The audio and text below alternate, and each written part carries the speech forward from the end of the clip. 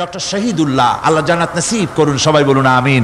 তিনি বলতেন, বড় বড় সেমিনারে গিয়ে বলতেন তিনি, যে আপনারা যারা বক্তব্য রাখতে এসেছেন, জনগণকে বলছি না, যারা বক্তব্য রাখতে এসেছেন, এমএ পাস করেছেন, ডিগ্রি করেছেন, পিএইচডি করেছেন, এভারসিএস করেছেন, বহু কিছু ডিগ্রি আপনারা লাভ করেছেন, নামের আগে 6 হাত লম্বা ডিগ্রি আপনারা লাগাইছেন, আপনারা পণ্ডিত ঠিকই, কিন্তু এই কোরআন শরীফের জ্ঞান যদি আপনাদের না থাকে, আপনারা পণ্ডিত, তবে আপনারা মূর্খ পণ্ডিত।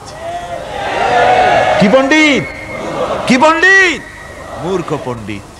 ওরা বলে যে মৌলবীরা জানে কি, মৌলবীরা জানে কি? আরে ভাই, মৌলবীদের কাছে তো আসল জ্ঞান আছে, সুবহানাল্লাহি ওয়া বিহামদি, এখানে সবটা আছে।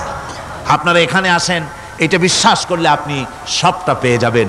কোরআন বিশ্বাস করতে পারলে, কোরআন জানতে পারলে আপনি সব জানবেন। কোরআনে কারীমের মধ্যে আল্লাহ পাক কত কথা বলেছেন, এর মধ্যে আছে আল্লাহ পাক বলেছেন, আফালা ইয়ানজুরুনা ইলাল ইবিলি কাইফা খুলিকাত। এই যে আমি উটগুলারে বানাইছি, কেমনে বানাইলাম তোমরা কি দেখছো? উট কেমনে বানিয়েছি?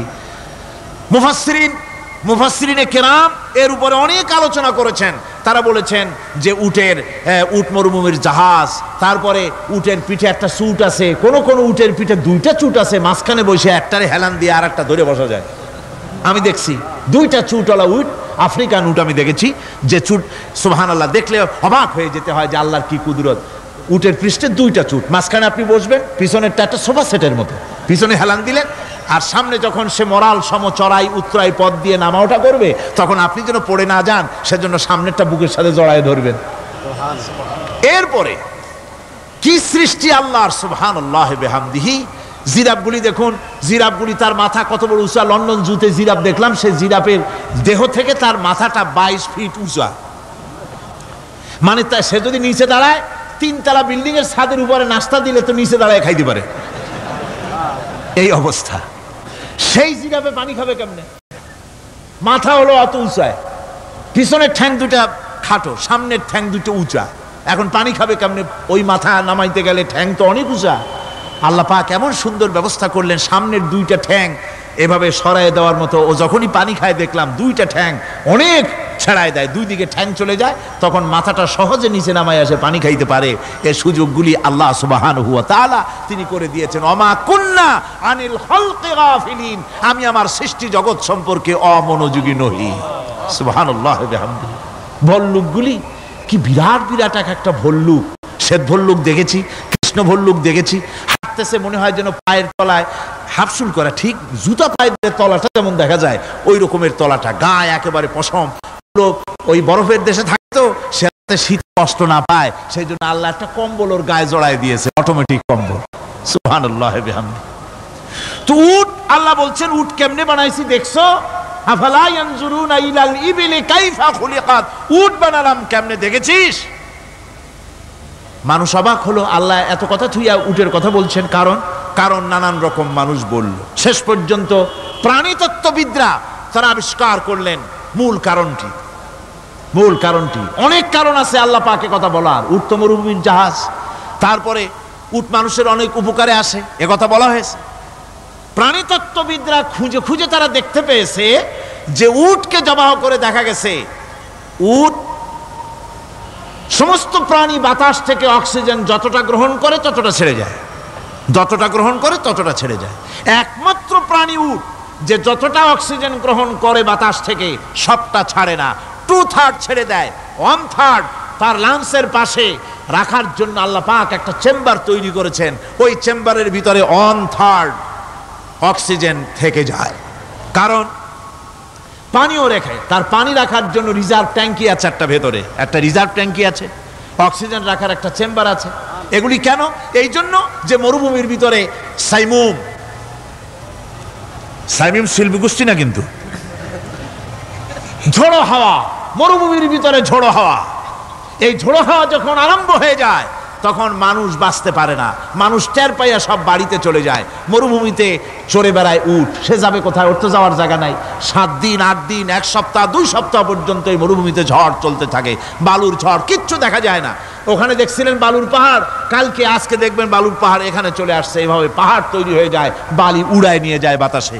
এই বাতাসের ভিতরে বালু উঠতে থাকে সমানে, মানুষ প্রাণী কিছুই সেখানে শ্বাস করতে পারে না, বাঁচতে পারে না। উটের মতো প্রাণী যে মরুভূমিতে থাকে, ও বাঁচবে কি করে? আল্লাহ সুবহানাহু ওয়া তাআলা ওর লাংসের পাশে অক্সিজেন রাখার চেম্বার করে পানির ট্যাঙ্কি তৈরি করে দিয়ে রেখে এমন কায়দা করেছেন, ও যখনই টের পায় যে ঝড় শুরু হবে, সাথে সাথে ঠ্যাং দিয়া মুখ দিয়া গর্ত করে বালুর ভিতরে মাথা ঢুকাইয়া 1 সপ্তাহ 2 সপ্তাহ থাকতে পারবে মাটির তলে, অক্সিজেনের অভাব হবে না। আফালা ইয়ানজুরুনা ইলাল ইবিলি কাইফা খুলিকাত, দেখো নাকি কিভাবে সৃষ্টি করেছি আমি এই সুন্দর উটকে, একবার দেখো, আর শুকরিয়া তোমার মাথা নত হবে। যত বড় কমিউনিস্ট হও, আল্লাহর জন্য সেজদা দিতে বাধ্য হবে যদি তোমার ঈমান এতটুকুনো থাকে। আমার ভাইরা, আল্লাহ রাব্বুল আলামিন অসংখ্য প্রাণী সৃষ্টি করেছেন এবং সবগুলির প্রয়োজন তিনি মিটিয়েছেন। সুবহানাল্লাহ পড়েন। দেখুন সমুদ্রের ভিতরে তিমি চলতেছে, বিশাল তিমি। অনেকে দেখেন নাই, কেউ কেউ দেখেছেন, আমি দেখেছি তিমি মাছ, বিশাল তিমি। এই তিমি মাছ শত শত টন ওজন, একটা তিমি 150 টন, 250 টন, 500 টন, 1000 টন, বিরাট বিরাট ওজনের তিমি মাছ। এই তিমি মাছ পানির নিচে থাকে, আবার পানির উপরেও আসে। উপরে আসবে কেমনে, নিচে যাবে কেমনে এত ওজন নিয়ে?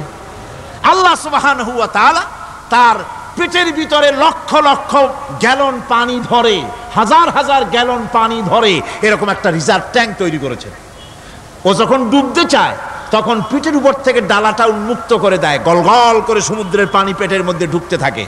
পানিতে ভরে গেল, শরীরের ওয়েট দারুণ ভাবে ওয়েট ক্যারি করলো, তখন সে আস্তে করে সমুদ্রের তলায় ডুবে গেল। আবার যখন সে শ্বাস প্রশ্বাসের জন্য, অক্সিজেনের জন্য সমুদ্রের উপরে উঠতে চায়, তখন ডালাটা খুলে দিয়ে পাম্প দেয় নিজের শরীরে।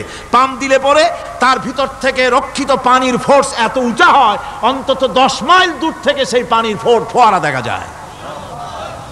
তিমি মাছের এই অবস্থা দেখে মানুষ তৈরি করেছে সাবমেরিন। আমি সাবমেরিনেও চড়েছি, দেখেছি দ্বিতীয় বিশ্বযুদ্ধে যে সাবমেরিন ব্যবহার করা হয়েছিল, পোর্টসমাউথে সেই সাবমেরিন আমাকে দেখানো হয়েছে, আমি দেখেছি। তাতেও ঠিক একই কায়দায় পানি ভরে পানির তলায় যায়, আবার ওঠার সময় পানি ছেড়ে উপরে চলে আসে। তিমি মাছ থেকেই মানুষ এটাকে গ্রহণ করেছে। মানুষের শিক্ষার জন্য অগণিত প্রাণী আল্লাহ সৃষ্টি করেছেন বিজ্ঞানের সাথে, তাই কোরআনের সংঘর্ষ নাই। বিজ্ঞান মানুষকে যত বেশি আবিষ্কার করবে, বিজ্ঞান কোরআন বোঝা মানুষের জন্য তত সহজ হবে। আর আপনারা যত জ্ঞানী হবেন, কোরআন যত পড়বেন, মাথা তত নত হবে। তুলা গাছের ফল যত পাকে তত গাছ কি হয়, ডালগুলো কি হয়, উপরে উঠে যায়। বোঝেন না কেন? তুলা গাছ নাই আপনাদের দেশে? তুলারে কি কয় চট্টগ্রামে? তুলা গাছরে কি কয়? তুলা গাছ। তুলা গাছের ফল যত পাকে তত গাছের ডাল কি হয়, যখন কাঁচা থাকে তখন নিচে থাকে, ডাল ঝুঁকে পড়ে, আর পাকলে পরে উপরে উঠে যায়। আর আম গাছের ফল যত পাকে তত ডাল কোথায় যায়? নিচে যায়। যারা মানুষের তৈরি করা এই সমস্ত জ্ঞানে যারা সমৃদ্ধ হয়, তারা ওই তুলা গাছের মতো আস্তে করে যতই জ্ঞানে বৃদ্ধ হয় ততই ডাল উপরের দিকে যায়, জ্ঞান তত হালকা হয়। আর কোরআন আমের মতো, কাঁঠালের মতো, মানুষের উপকারী এমন এক ফলের মতো, যত পাকে যত পড়ে, জ্ঞান যত সমৃদ্ধ হয় ততই আল্লাহর সামনে মাথা নত হয়ে যায়। মানুষের কাছে জ্ঞান খুবই সংক্ষিপ্ত জ্ঞান। মানুষের কাছে অমা উতিতুম মিনাল ইলমি ইল্লা কালিলা, খুব সামান্যতম জ্ঞানই তোমাদেরকে দেওয়া হয়েছে, বেশি জ্ঞান আমাদের কাছে নাই। সবচাইতে বড় জ্ঞানের উৎস আল্লাহ সুবহানাহু ওয়া তাআলা।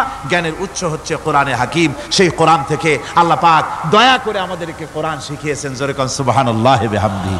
এই কোরআনের সব কথা আল্লাহ আর রহমান আল্লামাল কোরআন, আল্লাহর সবচাইতে বড় দয়া আমাদেরকে কোরআন শিখিয়েছেন। জোরে কোন সুবহানাল্লাহ। সেই কোরআনের মর্যাদা, সেই কোরআনের শিক্ষা, সেই কোরআন দিয়ে আমাদের কি ফায়দা ইত্যাদি কথা আমি ধীরে ধীরে আপনাদের সামনে আলোচনা করব ইনশাআল্লাহুল আজিজ। সবাই বলেন আমিন। আমার ভাইরা, এই আলোচনা থেকে কেউ মাহরুম হবেন না, এই আলোচনা থেকে কেউ মাহরুম হবেন না। একজনে গতকাল বলেছিলাম 3 জনকে যদি দাওয়াত দিয়ে আনেন তাহলে ফায়দাটা কি জানেন? আপনার দাওয়াতে একটা ভাই যদি অতিরিক্ত আসেন এ মাহফিলের মধ্যে ওয়াজ শোনার জন্য, কোরআন শুনলেন, কোরআনের দিকে আকৃষ্ট হলেন, নামাজি হলেন, দিনদার হলেন, পরেজগার হলেন, আপনি মরে যাবেন, কিয়ামত পর্যন্ত এই সব আল্লাহ পাক আপনার আমলনামায় লিখে দিবেন। জোরে বলেন আমিন, আরো জোরে বলেন আমিন।